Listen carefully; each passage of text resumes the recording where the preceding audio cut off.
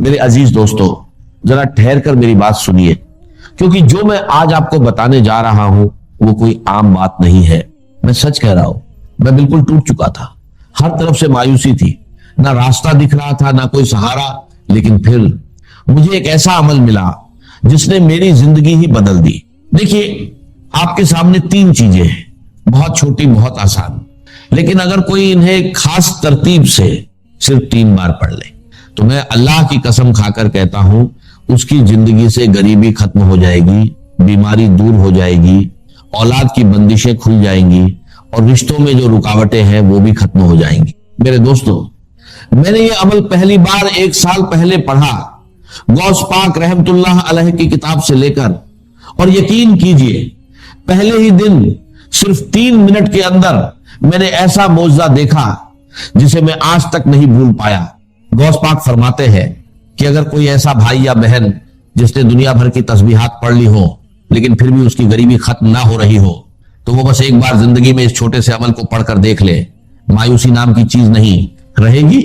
اور میرے ساتھ بھی یہی ہوا، جیسے ہی میں نے یہ عمل پڑھا پہلے ہی دن صرف 3 منٹ میں اللہ نے ایسی مدد کی کہ میرے پاس 1600 آ گئے۔ پھر میں روز یہ عمل کرتا گیا۔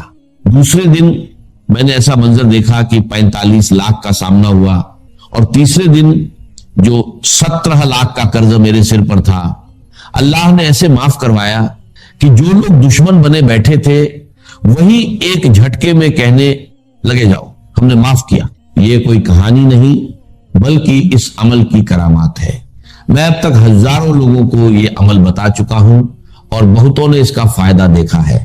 اگر آپ اسے دل سے پڑھیں گے تو خود حیران رہ جائیں گے کہ پہلے کیوں نہیں پڑھا۔ میں یقین سے کہتا ہوں یہ عمل آپ کی زندگی بدل سکتا ہے، چاہے آپ دنیا کے کسی بھی کونے میں ہو۔ آپ کو بس اتنا کرنا ہے، تنہائی میں بیٹھیں، دل کو جمع کریں، سب سے پہلے یا ربی، پھر یا اللہ، اور آخر میں یا گنی ایک خاص ترتیب سے پڑھنا ہے۔ کئی لوگوں نے صرف کچھ ہی منٹوں میں اس کا اثر دیکھا، گھریلو پریشانیاں کم ہوئی، تنگی دور ہوئی، اور مدد ایسے آئی جہاں سے امید بھی نہیں تھی۔ اللہ جب چاہتا ہے لوگوں کے دلوں میں خیال ڈال دیتا ہے اور مدد خود آپ کے دروازے تک پہنچتی ہے۔ اب دیر مت کریں، کسی بھی وقت تنہائی میں بیٹھیں اور سب سے پہلے درود شریف پڑھ کر یہ عمل شروع کریں۔ اب اگر کوئی بھائی یا بہن کہتا ہے کہ مجھے درود شریف نہیں آتا تو کوئی پریشانی نہیں ہے۔ اگر آپ کو درود ابراہیمی بھی نہیں آتا تو کوئی چھوٹا سا درود پڑھ لیں، صلی اللہ علیہ وسلم پڑھ لیں، یا اللہم صلی اللہ محمد پڑھ لیں۔ کوئی بھی درود شریف پڑھ کر اس عظیم عمل کی شروعات کر لیں۔ اور سن لیجئے، بار بار ویڈیو کو کاٹنے سے، اسکپ کرنے سے کچھ حاصل نہیں ہوگا۔ اگر اپنی مرضی سے چیزوں کو ادھورا چھوڑ کر آگے بڑھو گے تو بہت آگے نکل جاؤ گے، اور اتنا آگے نکل جاؤ گے کہ پھر واپس نہیں آ سکو گے۔ اس لیے ایک بات کو غور سے سمجھو، اگر واقعی پڑھنا چاہتے ہو، میرے غریب، میرے بیمار بھائیوں اور بہنوں، اگر ظلم ہے، زیادتی ہے، قرض ہے، بیماری ہے، غربت ہے، جادو ہے، بندش ہے، بدنظری ہے، یا کوئی بھی پریشانی ہے، دنیا کی ہر مشکل کے لیے میرا 5 منٹ کا چیلنج ہے۔ اگر 5 منٹ کے بعد تمہاری زندگی میں 80% تبدیلی نہ آ جائے، تمہاری زندگی میں سکون اور خوشیوں کے ڈھیر نہ لگ جائیں، تو پھر مجھے کہنا، اور اگر کچھ کمی رہ جائے تو اگلے دن پڑھنا، وہ بھی پوری ہو جائے گی۔ روز پڑھو گے تو فقیر سے بادشاہ بن جاؤ گے۔ میں گارنٹی سے کہتا ہوں ایک ہی دن میں زندگی بدل جاتی ہے۔ یہ عمل اللہ کو بہت عزیز ہے۔ اور دیکھو، یہ سامنے وظیفے ہے، یا ربی، یا اللہ، یا گنیو ہو سکتا ہے تم نے پہلے بھی پڑھے ہو، لیکن جو ترتیب میں آج تمہیں بتانے جا رہا ہوں وہ تم نے کبھی نہیں سنی ہوگی۔ صرف 20 سیکنڈ کا کام ہے، دن میں، شام میں، رات میں، کسی بھی وقت پڑھ سکتے ہو۔ لیکن میں دعوے سے کہتا ہوں اس عمل کو پڑھنے کے بعد خدا کی قسم، جو لوگ تمہیں تانے دیتے ہیں، جو کہتے ہیں کہ تو در در کی ٹھوکریں کھائے گا، تو لوگوں کے آگے ہاتھ پھیلائے گا، رب کعبہ کی قسم، پورے محلے میں سب سے زیادہ امیر تم ہوگے، پورے خاندان میں سب سے زیادہ مالدار تم ہوگے۔ یہ میرا دعویٰ ہے، میری گارنٹی ہے۔ اب سب سے پہلے جو وظیفہ ہے وہ ہے یا ربی۔ اب دیکھو، یا ربی کا مطلب کیا ہے؟ اے میرے رب، اے میرے پروردگار۔ ہم نے اپنی زندگی میں ہزاروں لاکھوں بار یا ربی پڑھا ہوگا، لیکن آج मैं दावे से कहता हूं जो तरतीब मैं तुम्हें बताने जा रहा हूं वो तुमने कभी नहीं पढ़ी होगी। या रब्बी या रब्बी या रब्बी, इस तरह तो बच्चा बच्चा पढ़ता है, लेकिन इससे कुछ हासिल नहीं होता। आज क्यों होगा? ये एक खास वजीफा है जिसे एक मुकर्रर तरतीब के साथ पढ़ना है, जैसा बुजुर्गों ने बताया है। इस अमल से गुर्बत, तंगी और परेशानियां दूर हो सकती है। मुझे ना लाइक्स की जरूरत है ना व्यूज की, मैंने ये सिर्फ जरूरतमंद लोगों के लिए बनाया है। अगर मेरी बात किसी एक मुस्तहिक तक भी पहुंच जाए तो वही मेरे लिए काफी है। मैंने खुद ये अमल पढ़ा और पहले ही दिन फायदा देखा, इसलिए चाहता हूं कि हर परेशान इंसान तक ये बात पहुंचे। आपसे गुजारिश है कि इसे ज्यादा से ज्यादा लोगों तक पहुंचाएं, खास तौर पर गरीब, बीमार और परेशान लोगों तक। ये वजीफा हर तरह के मसलों जैसे रिश्तों की बंदिश, शादी में रुकावट, मोहब्बत में नाकामी, घरेलू परेशानियां, बीमारी और कर्ज के लिए फायदेमंद है। अब ध्यान से सुने और वीडियो को बिना स्किप किए पूरा देखें, क्योंकि आगे की बातें बहुत अहम है। अब फौरन अमल शुरू करते हैं। सबसे पहला वजीफा जो अमल में शामिल करना है वो है या रब्बी। तुम्हें सामने दिख रहा है। अब जब भी तुम ये अमल पढ़ो, कोशिश करना आज ही पढ़ लो। ये मत कहना कि आज वीडियो देख ली, कल पढ़ेंगे। जितनी देर करोगे उतना अपना नुकसान है, मेरा कुछ नहीं जाएगा, मैं तो बताकर चला जाऊंगा। बस एक बात याद रखो, अभी पढ़ो, अभी मिलेगा। ये एक ऐसा अमल है जो फौरन असर दिखा सकता है। अगर कारोबार बंद हो, दुकान ना चल रही हो या कोई मसला हो तो वहीं बैठकर इसे पढ़ लो। यकीन करो हालात बदल सकते हैं और बरकत आ सकती है। लेकिन ध्यान से सुनो, अगर तरतीब सही ना रखी या पहले हिस्से को छोड़ दिया तो फायदा कम हो सकता है। इस अमल के लिए कोई दिन या वक्त की पाबंदी नहीं, मगर इसे तन्हाई में और पूरे दिल से पढ़ना जरूरी है। सबसे पहले दरूद शरीफ, बेहतर है दरूद इब्राहिमी पढ़ो, फिर बिस्मिल्लाह इर रहमान इर रहीम, उसके बाद या रब्बी या रब्बना, फिर या अल्लाह और आखिर में या गनी। अगर इसे सच्चे दिल से पढ़ा जाए तो गुर्बत, तंगी और परेशानियां दूर हो सकती है और जिंदगी में बरकत आ सकती है। जो लोग इसे अपनाते हैं वो इसे बार बार पढ़ते हैं और अपने हालात में बेहतर बदलाव महसूस करते हैं। अब तुमने क्या करना है? तन्हाई में बैठकर एक बार दुरूद शरीफ पढ़ो। अगर याद नहीं तो छोड़ दो, लेकिन अगर पढ़ लोगे तो बेहतर है, क्योंकि कभी कभी गुनाहों की वजह से वजीफा कबूल नहीं होता और दुरूद शरीफ उसे कबूल करा देता है। अगर आता है तो सिर्फ इतना पढ़ लो, सल्लल्लाहु अलैहि वसल्लम। इतना तो एक बच्चा भी पढ़ लेता है। अगर ये भी नहीं आता तो फिर तुमने क्या सीखा? मेरे दोस्तों, टिकटॉक से कुछ हासिल नहीं होगा, ये तुम्हें बर्बाद कर देगा। अगर जिंदगी में कुछ पाना है तो कम से कम एक बार ये अमल जरूर पढ़ लो, फिर तुम खुद ही रोज पढ़ने लग जाओगे। मेरी तरफ से सबको इजाजत है, मुझे तुमसे कोई लालच नहीं। हर गरीब इंसान इस अमल को पढ़े और फायदा उठाए। अगर हां तो अपना नाम कमेंट्स में लिख दो। हो सकता है मैं तुम्हें नाम के साथ अलग से इजाजत दे दूं और शायद तुम्हें ज्यादा फायदा हो जाए, वरना अगर ना भी लिखो तो कोई मसला नहीं, इजाजत सबको है। लेकिन कोशिश करो कि अपना नाम जरूर लिखो। अब करना क्या है? सबसे पहले अमल का पहला वजीफा एक बार दुरूद शरीफ पढ़ लो। अगर याद है तो ठीक, नहीं तो छोड़ दो। फिर बिस्मिल्लाह इर रहमान इर रहीम पढ़कर शुरू करो। पहली बार पढ़ो या रब्बी या रब्बना, दूसरी बार या रब्बी या रब्बना, तीसरी बार या रब्बी या रब्बना। बस पहला वजीफा पूरा हो गया। इसमें ना घंटे लगते हैं ना मिनट, सिर्फ कुछ सेकंड लगते हैं। टिकटॉक वाले तुम्हारे बिना मर नहीं जाएंगे। पूरा अमल 10 सेकंड में पढ़ लोगे और इंशाल्लाह उम्र भर दुआएं दोगे, ये मेरा वादा है। अब वहीं बैठे रहो, ना खड़े होना है ना किसी से बात करनी है। दूसरा वजीफा या अल्लाहू का है, एक खास जुमले के साथ पढ़ना है। फिर या गणनी भी एक खास जुमले के साथ पढ़ना है। बस मेरे दोस्तों, बस गरीबी खत्म इंशाल्लाह। मैं चैलेंज के साथ, दावे के साथ, कसम खाकर कहता हूं। दूसरे नंबर पर या अल्लाहू सिर्फ 3 बार पढ़ना है, मगर दिल से, सिर्फ जुबान से पढ़ने से कुछ हासिल नहीं होगा। असल राज्य दिल की सच्चाई में है।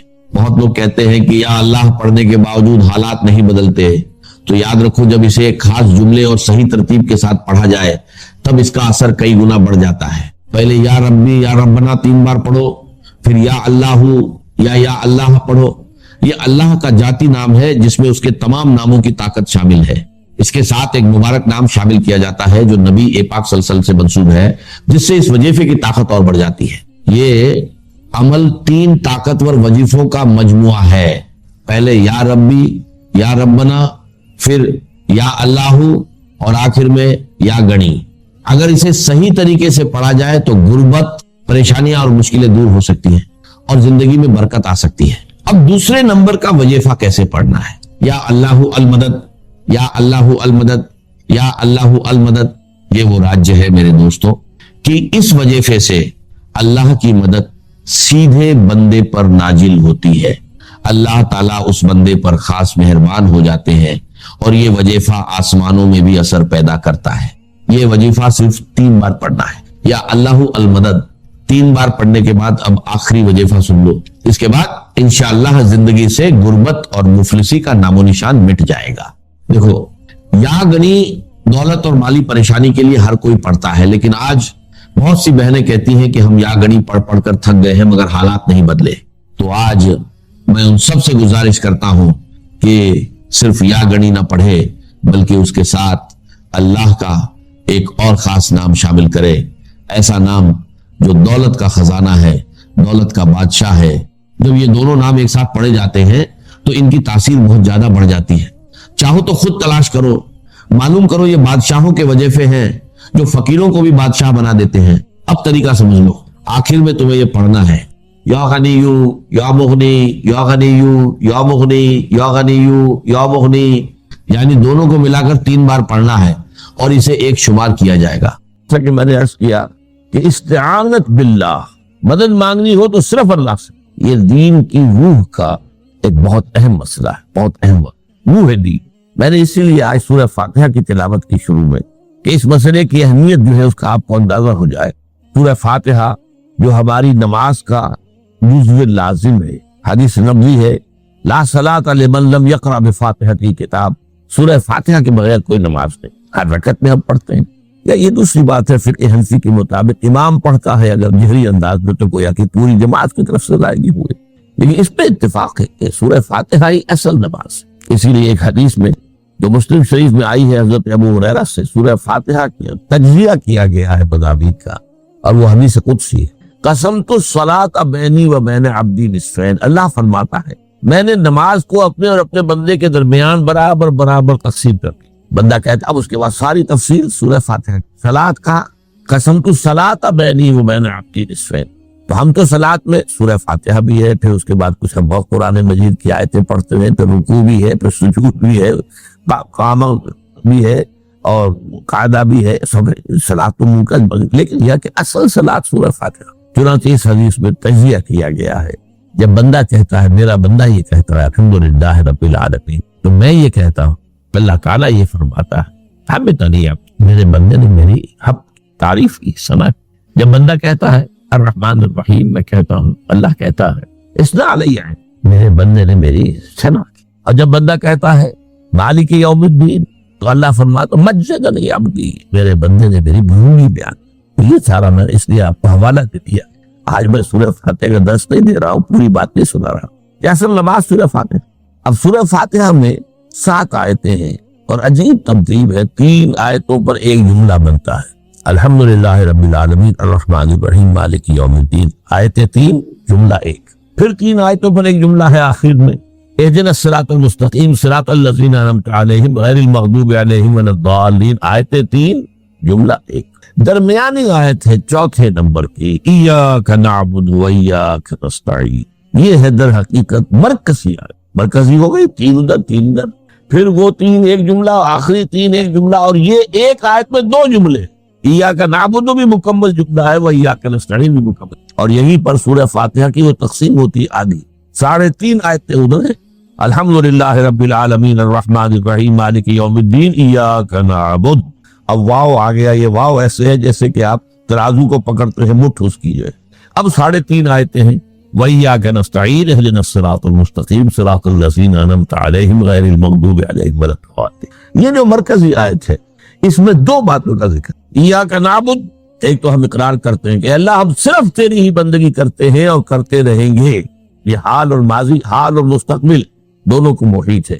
اور دوسرا وَإِيَّاكَ نَسْتَعِينُ، اور صرف تجھ ہی سے مدد مانگتے ہیں اور مانگتے رہیں گے۔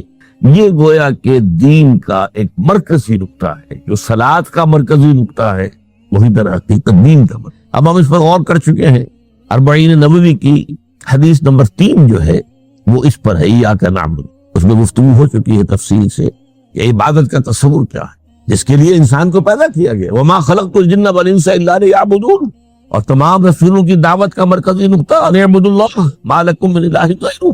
زندگی آمد برائے بندگی، زندگی بے بندگی شرمندگی۔ اور اس میں جو کنفیوژن ہم نے پیدا کر دیا ہے کہ عبادت کو عبادات کے مترادف قرار دے دیا، نماز روزہ حج و زکوٰۃ یہ عبادات ہیں، وہ عبادت جس کے لیے ہمیں پیدا کیا گیا ہے وہ یہ چیزیں نہیں ہیں، وہ ہے پوری زندگی میں ہمہ تن ہمہ وقت ہمہ جہت اللہ کی اطاعت۔ ہر وقت نماز تو نہیں پڑھی جاتی، ہر روز روزہ تو نہیں رکھا جاتا۔ یہ جو کہا کہ میں نے صرف تمہیں پیدا ہی اس لیے کیا کہ میری عبادت کرو، تو عبادت سے مراد یہ چیزیں نہیں ہو سکتی۔ یہ در حقیقت اس عبادت کے لیے سپورٹس، جیسے 4 ستون ہیں ان پر چھت ہے، چھت کو سپورٹ دینے کے لیے ستون ہے۔ ستونوں کی معنویت بھی تب ہے جبکہ چھت ہو، ورنہ کیا کہیں گے کس لیے کھڑے کر دیے 4 ستون، پاگل تو نہیں کوئی، کس لیے؟ بٹ فار، جب تک کہ چھت کا تصور نہ ہو۔ شامیانے کے لیے 4 آپ نے بانس کھڑے کیے ہیں، کس لیے؟ اس شامیانے کو سپورٹ کر دیں۔ تو اب اس میں جو ایک مضمون آیا وہ یہاں بھی آ گیا اس حدیث میں، تو قرآن مجید کی آیت میں ایاک نعبد وایاک نستعین، یہ ہے دوسری بات جس پر کہ آج کی ہماری مرکزی جو مضمون ہے وہ یہ حدیث، تجھ ہی سے مدد مانگتے ہیں اور مانگتے رہیں گے۔ اللہ تعالیٰ سے مدد مانگنا، اب آپ یوں سمجھیے کہ مدد جو مانگی جاتی ہے مختلف الفاظ استعمال ہو سکتے ہیں۔ استعانت وہ اس حدیث میں بھی آیا، قرآن میں بھی آیا سورہ فاتحہ میں، ایاک نستعین۔ استمداد مدد طلب کرنا، استنصار نصرت مانگنا، استدعاء کوئی دعا کرنا کسی کام کے لیے، استغاثہ کسی کی دعائی دینا، یہ تمام ایک قبیل کی چیزیں ہیں، ان کو جمع کر دیجیے استعانت۔ اب استعانت ایک تو ہے عام مادی دنیا کے اصول کے اندر سا، میں کسی سے کہوں بھائی مجھے ذرا پانی پلا دینا، یہ بھی استعانت ہی ہوئی نا، میں نے اپنی ایک ضرورت کو پورا کرنے کے لیے اسے مدد چاہیے، اس میں کوئی شرط نہیں، کوئی برائی نہیں، معلوم ہے یہ ایک عام مادی قوانین کے تحت ہوگا۔ یہ علیحدہ بات ہے کہ حضور کے بارے میں یہ آتا ہے صلی اللہ علیہ وسلم کہ آپ کبھی ایسے کام کے لیے بھی کسی کو نہیں کہتے تھے، یہاں تک کہ اگر آپ سواری پر ہوتے تھے اور آپ کا جو کوڑا ہے وہ نیچے گر گیا تو آپ اپنی سواری کو بٹھا کر یا اتر کر خود کوڑا اٹھاتے تھے، کسی سے کہتے نہیں تھے کہ مجھے ذرا اٹھا۔ تو یہ استدعاء، استعانت، استمداد، اس میں ایک درجے ہیں، بڑے اونچے درجے بھی ہیں، لیکن عام حالات میں ہم مادی قوانین کے تحت اگر کوئی مدد چاہے کسی سے تو کوئی بری بات نہیں، اس میں کوئی شرک نہیں، اس میں کوئی کفر نہیں، اگرچہ بعض حضرات کے نزدیک اس کا ایک درجہ ہے وہ میں بعد میں بیان کروں گا۔ لیکن یہ کہ ماورائی اقدار، کسی غیر مرئی حقیقی یا موہومہ شخصیت سے مدد مانگنا، یہ شرک۔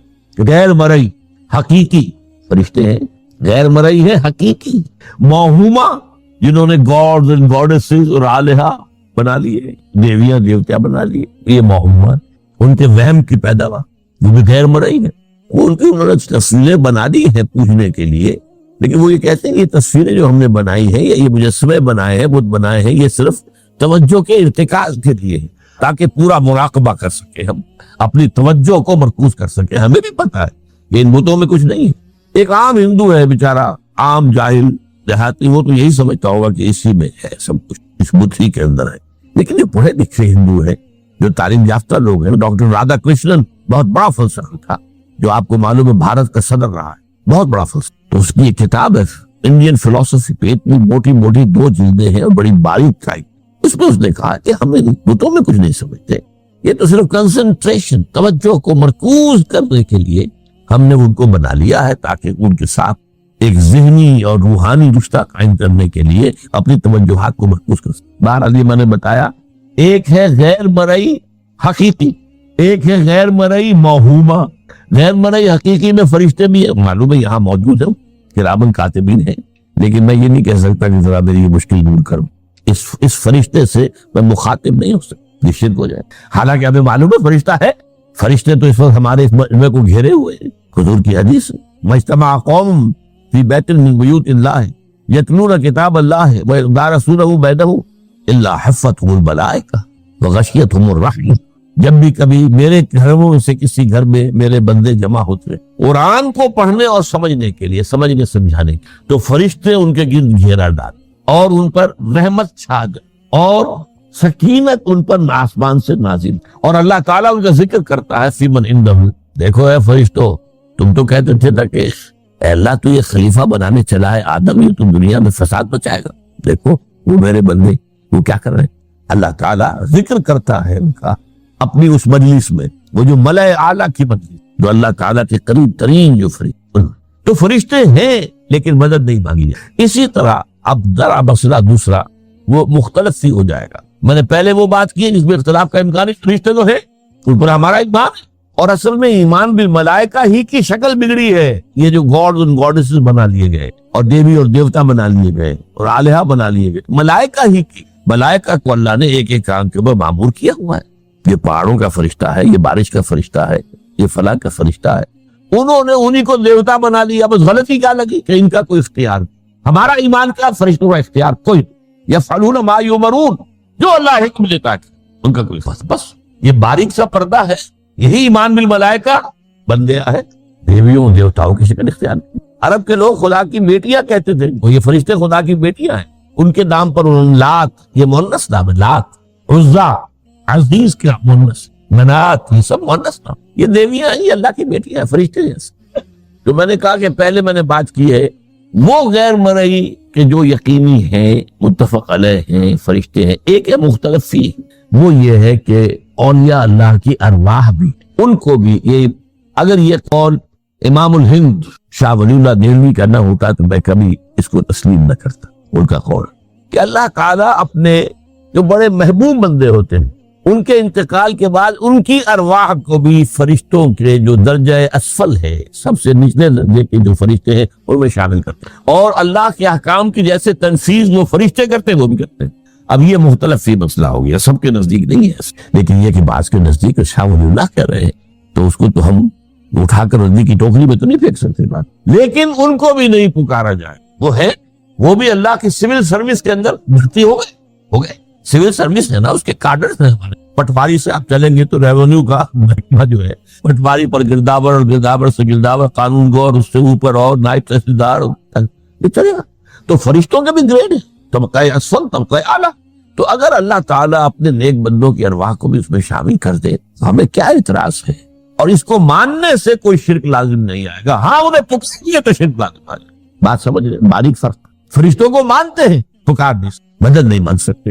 اسی طریقے سے ان کو آپ مانتے بھی ہو اگر کہ وہ ملائکہ کی آخری صف میں ان کو بھی اللہ نے بھرتی کر لیا ہے تو ٹھیک ہے، لیکن یہ کہ آپ اختلاف کریں، اختلاف بھی کر سکتے کہ اتنی بڑی بات کے لیے کوئی دلیل قرآن مجید سے ہمیں نہیں ملتی۔ فرض کیجئے کوئی شخص کہتا ہے، لیکن یہ کہ یہ قول ہے ایک محدث کا ہے، لیکن درج بعد فرق جو بتا رہا ہوں ان کو یہ مان لینا کہ فرض کیجئے شیخ عبد القادر جو ہے بغدادی گیلانی رحمت اللہ علیہ، ان کی روح اب کہیں آ سکتی ہے، ارواح آ سکتی ہے، جیسے ملائکہ آ سکتی ہے، روح محمدی صلی اللہ علیہ وسلم آ سکتی ہے، لیکن ہم اس وقت محمد کو پکاریں گے نہیں، پکارا کہ شرک ہو جائے، دعوت جب دعا کی تو شرک ہو جائے۔ تو یہ ذرا باریک سا فرق ہے جو ہمارے ہاں اس فرق کو نہ سمجھنے کی وجہ سے ہی یا تو انکار کر دیتے ہیں سرے سے، وہ آ ہی نہیں سکتے، اور یا یہ کہ پھر ان سے دعائیں اور استدعاء اور استغاثہ، تو یہ دونوں میں جو ہے انتہا نہیں۔ اچھا، دنیا کے قانون کے تحت بھی جو میں نے کہا تھا، میں بتاؤں گا کہ اس کا بھی ایک مرتبہ ہے۔ آپ نے کسی شخص سے ایک کام کے لیے کہا، وہ کام دنیا کے قوانین کے تحت ہے۔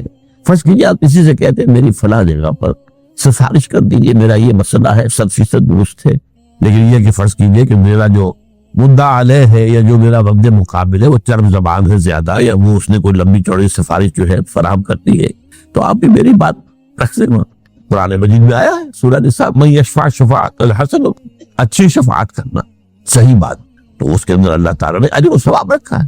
اب آپ نے ایک دفعہ کہا، اس نے نہیں کیا، دوسری دفعہ کہا نہیں کیا، پھر کہا، تو یہ میں ایک بزرگ کا قول آپ کو بتا رہا ہوں، ان کا یہ شرک، ایک دفعہ کہا ٹھیک ہے یہ سوال ہے، دوسری دفعہ کہا یہ بھی چلیے معاف، اب تیسری دفعہ، اس کا مطلب یہ کہ آپ نے یہ بات سمجھ لی ہے کہ آپ کا خیر اسی کے ہاتھ میں، اور یہ شرک خفی ہو جائے گا۔ ٹھیک ہے، آپ نے کہا اگر وہ کرنے ٹھیک، کوئی اعتراض نہیں، تو یہ باتیں بھی سمجھنے کی ہے کیونکہ آدمی جو ہے اگر پیچھے پڑ جاتا ہے کہتا رہتا مطلب معلوم ہوا کہ اس کے ذہن میں یہ بات بیٹھ گئی ہے کہ تمہارا خیر جو ہے، تمہاری بھلائی اسی کے ہاتھ نہیں۔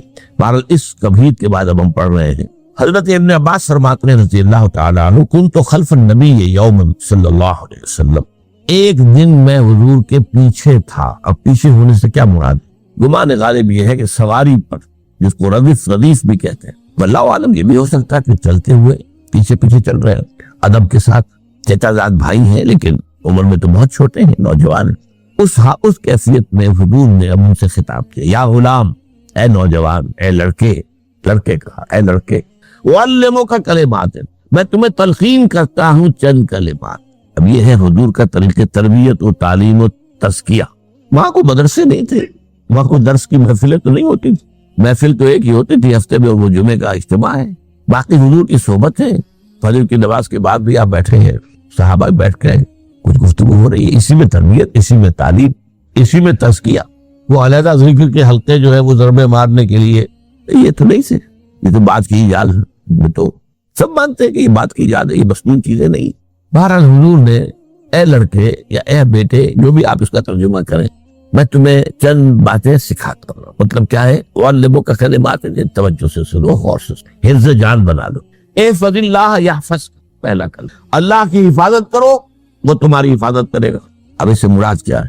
عام طور پر سمجھا گیا ہے کہ اللہ کے احکام کی حفاظت، کوئی حکم ٹوٹنے نہ پائے، وہ تمہاری حفاظت کرے گا۔ اور ایک مفہوم یہ بھی ہو سکتا ہے، اللہ کو اپنے دل میں محفوظ رکھو، اس کی یاد سے اس دل کو، اس خانہ قلب کو خالی نہ ہونے، مستحضر رکھو اللہ کو، تو اللہ تمہاری حفاظت کرے گا، اللہ تمہیں یاد رکھے گا۔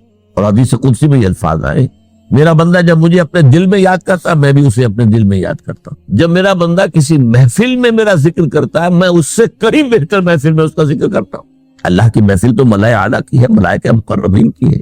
وہ جو امیر خسرو کا شعر ہے وہ پتہ نہیں کس کیفیت میں انہوں نے کہا ہے، خدا خود میر محفل بود اندر لا مکان خسرو، محمد شمع محفل بود شب جائے کہ بنبو۔ اے خسرو، رات میں جہاں تھا وہ رات کوئی کیفیت تھی جو گزری ہے، وہ لا مکان کی محفل تھی۔ اب مکان نہیں ہے، لا مکان، مادی نہیں ہے، وہ اس کی محفل میں میر محفل اللہ تھا اور شمع محفل محمد ہے صلی اللہ علیہ وسلم۔ خدا خود میر محفل بود اندر لا مکان خسرو، محمد شمع محفل بود شب جائے کہ بنبو۔ بہرحال اللہ کو تم اپنے دل میں مستحضر رکھو، اللہ تعالیٰ تمہیں بھی یاد رکھے گا۔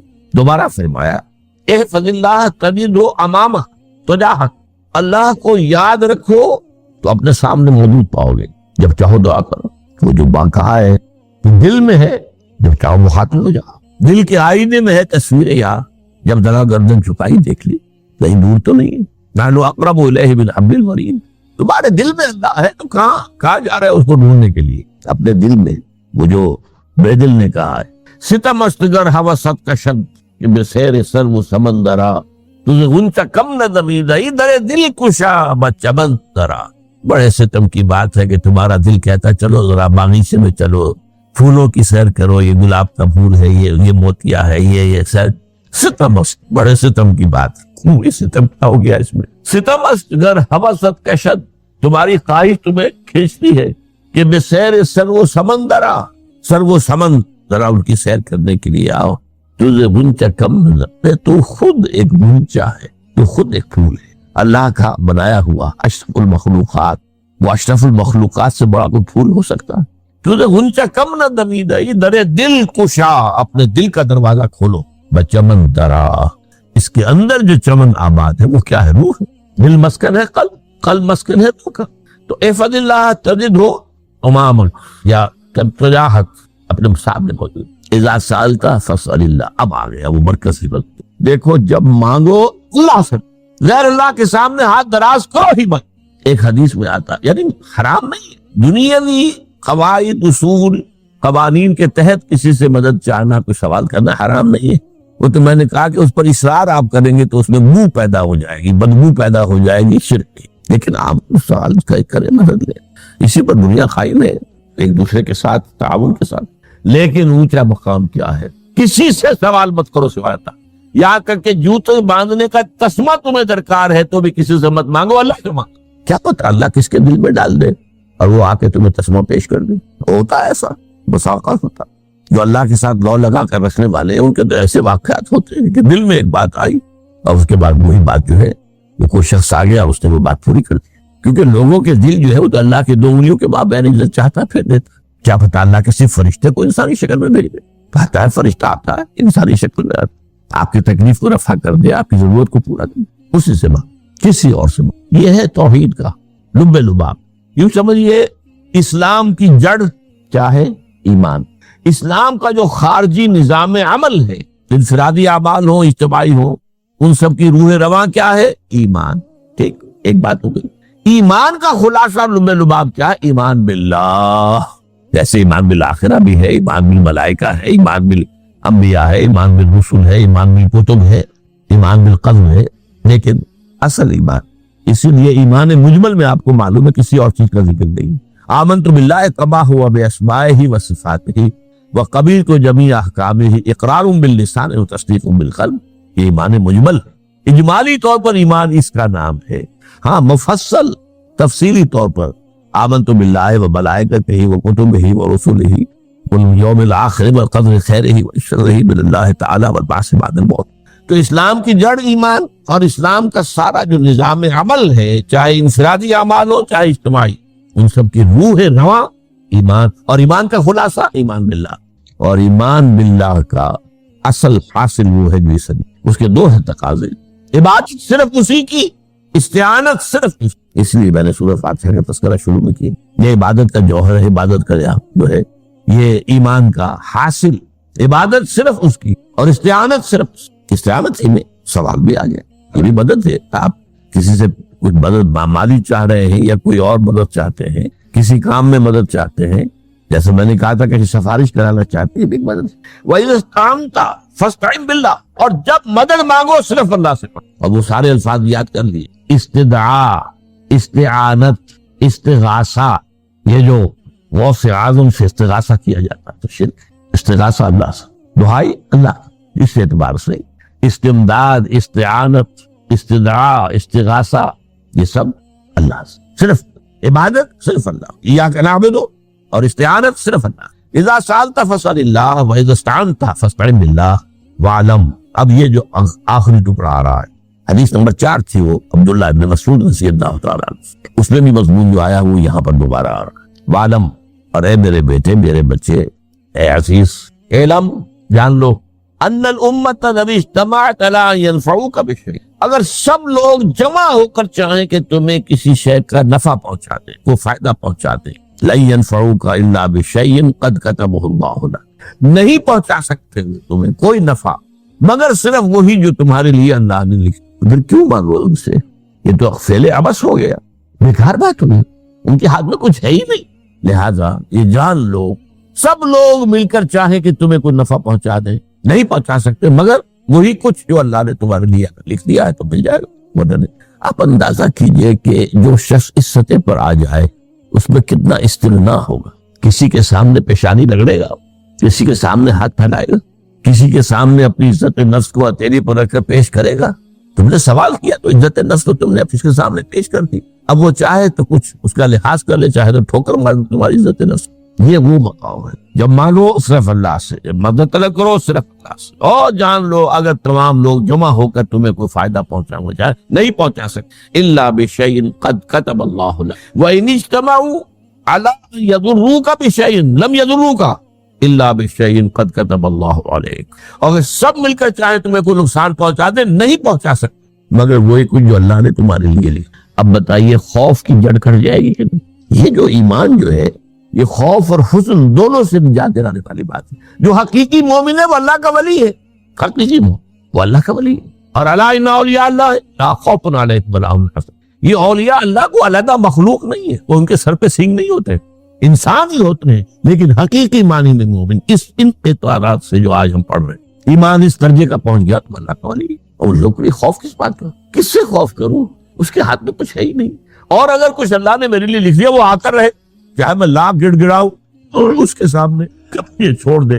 اگر اللہ نے لکھا وہ آیا وہ تو آئے گا، تو کاہے کو اس کے سامنے گڑ گڑانا، کاہے کو جبسائی کرنا اس کے سامنے. اور کسی کے ہاتھ میں کچھ ہے ہی نہیں، میرا خیر ہے ہی نہیں، آیت کو خوشامد کرو اس کی. اور سنیے رفعت الاقلام، دیکھو نوجوان قلمیں اٹھا لی گئی ہیں، وجفت الصحف، اور جو رجسٹر ہے صحیفے ان کی سیاہی خشک ہو چکی. یہ ہے وہ اللہ کا علم قدیم جس میں ہر شے لکھ دی گئی تھی، اس کی قلم اٹھا لی ہو گئے. جیسے آپ کو معلوم ہے امتحان ہوتا تھا 3 گھنٹے ختم ہو گئے، اسٹاپ رائٹنگ، بس اب قلم رک جانا چاہیے.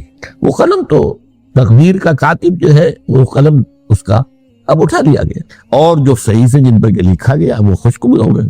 یہ تو روایت ہے جو امام ترمذی نے جس کو روایت کیا، یہ متن ان کا ہے جو ہم نے پڑھا ابھی، اور ان کا قول یہ ہے کہ یہ حدیث حسن صحیح ہے. لیکن یہی روایت اور انہی راوی سے عبداللہ ابن عباس سے رضی اللہ تعالیٰ عنہ اور بھی محدثین نے کی ہے. تو اس میں سے ایک اور متن جو ہے وہ یہاں پر امام نووی نے دے دیا ہے. احفظ اللہ تجدہ امامک، یہ تو پہلا وہ ٹکڑا تھا. وقت تو جاہک تھا، یہاں امامک ہے، مطلب ایک ہی ہے، اپنے سامنے پاؤ گے. اللہ کی حفاظت کرو، اللہ کو دل میں، اللہ کی یاد کو محفوظ رکھو، گویا کہ اللہ کو مستحضر رکھو. ذکر اللہ کے معنی کیا ہے؟ استحضار اللہ فی القلب، یہ ذکر اللہ ہے. جنہیں ہم ذکر سمجھ بیٹھے ہیں وہ ذکر کے ذریعے ہے. اقیم الصلاۃ لذکری، نماز قائم کرو میری یاد کے لیے ہے. نماز ذریعہ ہے یاد. یہ علیحدہ بات ہے کہ آپ نے 17 رکعتیں بھی پڑھ لی ہو جو عشاء کی، اور یاد آپ کو آئی نہیں کوئی. آپ تو ایک میکینیکل انداز میں جو ہے وہ اٹھک بیٹھک کر رہے ہیں، آپ کی زبان سے کچھ نکل رہا ہے، اس کا آپ کے شعور سے، دل کی گہرائی سے کوئی رابطہ ہے ہی نہیں. وہ ذکر تو نہیں ہوا. ہاں نماز فرض تھی وہ ادا ہو گئی، آپ کی فرض ادا ہو گئی. تو جنہیں ہم نے جنہیں ذکر سمجھا وہ ذرائع ذکر، اللہ اللہ سبحان اللہ زبان سے، یہ تاکہ اس کے نتیجے میں وہ ذکر حاصل ہو جائے. استحضار اللہ فی القلب، ذکر کے معنی ہے استحضار اللہ فی القلب. تعرف الی اللہ فی الرخاء، اور دیکھو کشادگی کے وقت میں تم اللہ کو یاد رکھو، اللہ کی طرف رجوع کیے رہو، بھول نہ جاؤ. وہ نہ ہو جو کبھی کہا تھا بہادر شاہ ظفر کے اشعار میں سے، بہت زور کا شعر ہے.